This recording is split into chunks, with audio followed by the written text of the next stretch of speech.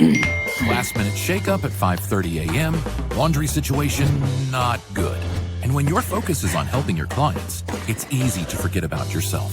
But NASM knows trainers. Morning ride is okay. And staying in front of the day isn't always as simple as 1, 2, 3.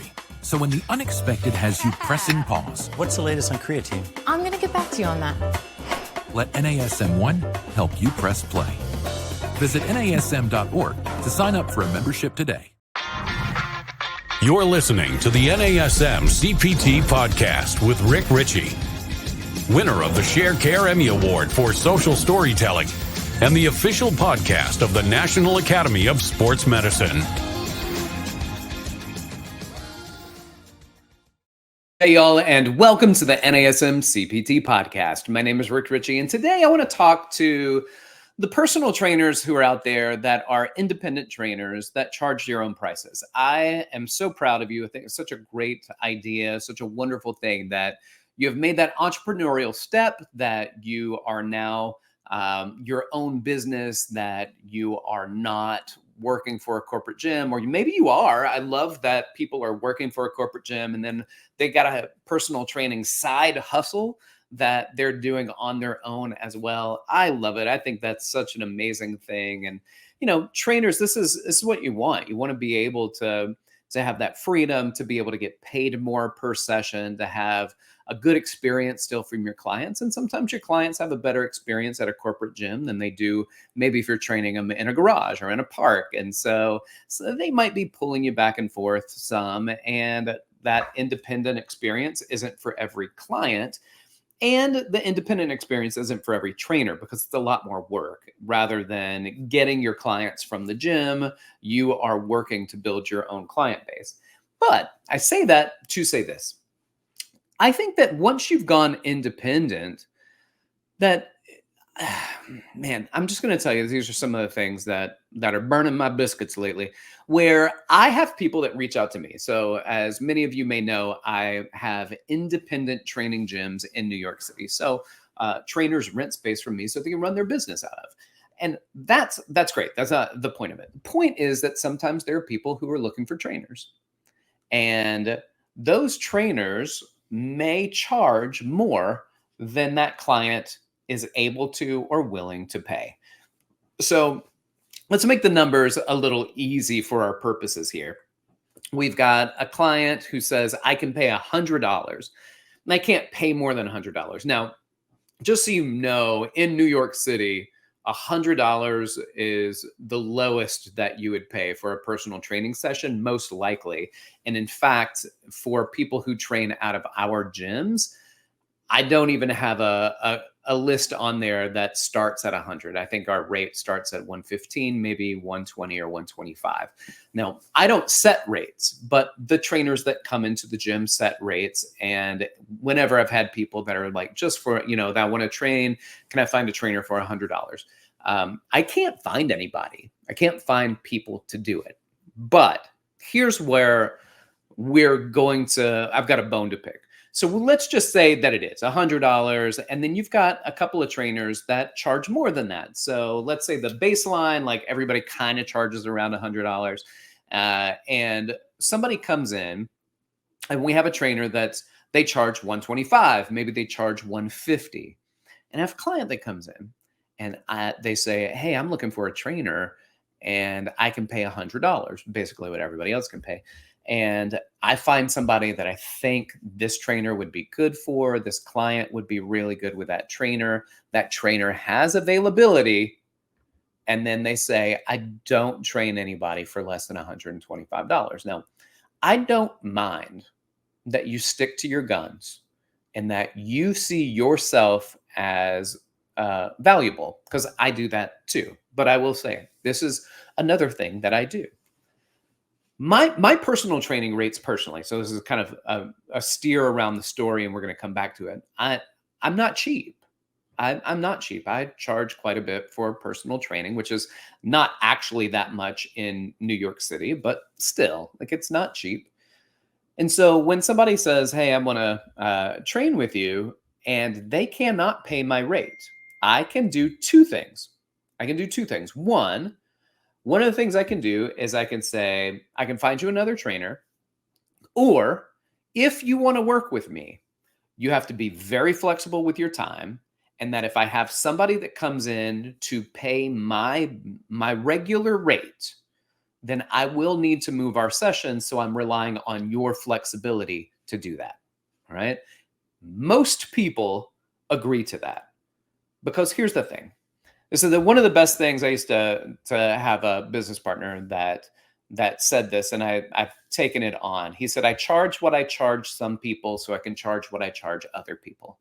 And what he was saying is, my rates are pretty high and I charge that. And because I charge that for the majority of people that come to see me, for somebody who cannot pay my rate, I'm already good. My family's already taken care of. My rent's already taken care of. I'm already putting money aside, saving up for the future. And I can make an extra $75, an extra $100 by somebody who just abuts right next to a training session I'm already doing. Then there's nothing wrong with that. It's an hour of my time. I get to throw it in. Now, if you're one of those people where you're a business owner outside of the personal training that you do, and you go, I have a job and I have a limited time to actually train people, and you're still in demand as a trainer, you have to raise your price to cut people out because you have so much demand. How many people is that really the issue for?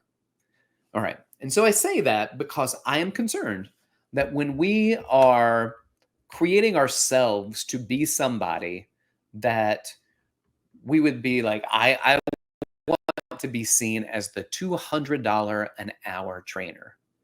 You can still be seen as that and still charge that. And then also occasionally work with people who you cannot see, work with people who cannot reach your rate, so that you can still get a job.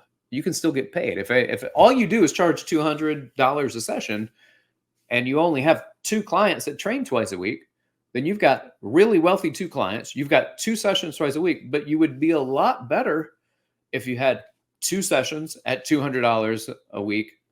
I mean, $200 a session, and a couple of $150, a couple of $100. What are you doing with your free time? I'm going to come back to that after this read. This episode of the NASM-CPT Podcast is brought to you by NASM One, the membership for trainers and coaches. Members enjoy unlimited access to hundreds of career resources. Get the Edge app to schedule and program clients. Enjoy half off all certifications and specializations. Access free CEUs and more. All of this for just $35 a month. Go to nasm.org/membership to learn more about NASM One. All right.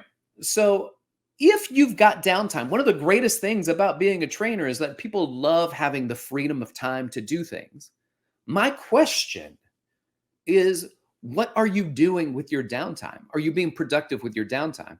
I honestly, I work as a personal trainer about 20 hours a week, sometimes less, sometimes more, an average of about 20 hours a week. But here's the thing. I'm a business owner. I'm a multiple business owner. I've got gyms. I've got a recovery business. I have NASM. There are a lot of things. I don't own NASM, but I have a lot of business with NASM. I got a lot of things that I do. And so with the extra 20 plus hours in my week, there are other things that I do. If you work 15 hours a week, 10 hours a week, and you're glad because all you're doing, you're charging what you need to charge in order to live your life only on 10 hours a week, and I ain't mad at you. But can you help? Can you do the pro bono version? I'm not even asking you for freebies. I'm asking you, would you lower your rate to help somebody else that could use you, that could benefit from you? Now, it's a part that kind of bothers me to some degree because I've dropped my sessions by less than half to work with people. Now, there are people that I know and people that need me, and they fit into my schedule. They fill in gaps in my schedule, and they also know that when it's time, I'm going to have to move you or not see you for a while so that I can train somebody that meets my financial requests. Now, with that said, I charge what I charge most people so I can charge what I charge some people. I have a friends and family discount. That's about a 20% discount that I do for my personal training rate. And I have a handful of sessions each week that I do at that rate. Why? Because I charge what I charge some people so I can charge what I charge the other people. Now, if you've got a job and that job keeps you so busy that you need to cut out training clients, and the only way you can do that is by raising your price so that it opens your schedule up enough to do the other thing that you have to do for a living, then I totally get that. In fact, as my schedule gets busier and busier, my rates raise so that the time that I spend with clients, I get better compensated for. So I don't have to train as many clients, so I can focus on building the business. And it's kind of the working in your business and on your business. And what are you trying to advance? Well, my question to you is, as personal trainers, I don't think it's always in your best interest or the best interest of the community for you to pick a really high rate and only ever train those people. Now, I know I'm only talking to a few people out there because some of you are losing your absolute minds for people getting paid $100 a session. Some of you are losing your minds when you heard me say $200 a session. But I would say that there are a lot of people in my gym in New York City that charge $200 plus per hour session. So with that being said, rent's cheap. Come on up. It's not cheap. It's not cheap. That money's got to go somewhere. So what are you doing with your extra time? This is a part about price gouging, but it's also in part about being productive as a trainer and as a person. Like, I love it. Great. Get your free time. But if you're doing 10 or 20 sessions a week and you do 21, you do 11th session and you charge less, but you're giving back and you're supporting people and you're still making more money and you're making still, relatively speaking, good money to work that one more hour and help that one more person, why wouldn't you do it? Why wouldn't you do it? So I want you to be aware of who we are when it comes to our values as a personal trainer. And if all it is, your value is money and free time, then that's your business. And I'm not here to change your mind. But I would also like to point out that when you can do things and it does not hurt you in any way, takes one more hour, maybe 2 hours of that, the 168 hours in a week, and you charge half of what you were charging, but you can do that because you charge other people what you charge other people, then you're doing a greater good. You're being supportive for the community and you're doing what's right. Now, don't worry. I found other trainers, but I ran across so many trainers that would not drop their rate 20% in order to help this lady out. So I did. I dropped my rate by far more than 20% so I could help this lady out, so I could train this person. Why? Because I needed the money? I don't need the money. That's the thing. I like having the extra money, but why don't you? Why didn't other people like having the extra money for the extra hour? I just think that there's a time and a place where you can be like, hey, I'm going to stick to my guns and I'm going to hold right here that this is my rate. But that's part of your brand identity and you want to hold on to that. But there's nothing wrong because nobody knows what anybody else pays. Everybody thinks that lady is paying your $250 an hour rate, but you're working with them for $100. Why?